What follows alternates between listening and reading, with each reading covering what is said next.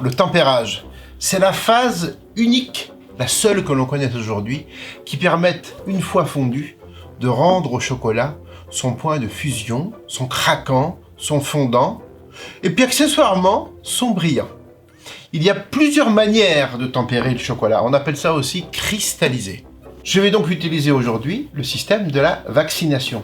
C'est celui qui est le plus rapide, le plus clean, et surtout, il est efficace quand on a des toutes petites quantités. Le chocolat est fondu ici à 55-58 degrés. Je l'ai contrôlé au thermomètre.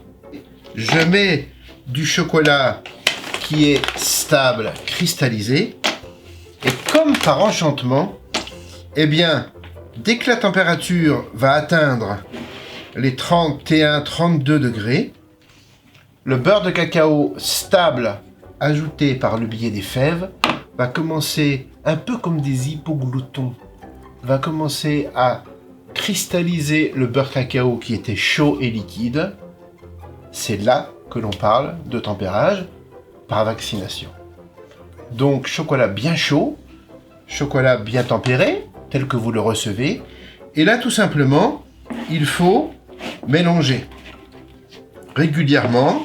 On peut le laisser reposer quelques secondes pour que le beurre de cacao tempéré des fèves se ramollisse un peu, de telle façon que les fèves, tout simplement et très délicatement, se fondent au chocolat fondu. Petit détail important. Vous remarquerez que lorsque le chocolat est chaud, fondu, il est brillant tel un miroir. Par contre, quand le chocolat commence, tout au moins le beurre de cacao commence à cristalliser, eh bien vous observerez, ayez le regard affûté, vous observerez des sortes de méandres, juste comme de la crème ou des méandres à peine blanches. Là, c'est le signe que le beurre de cacao de votre masse chocolat est en phase de cristallisation.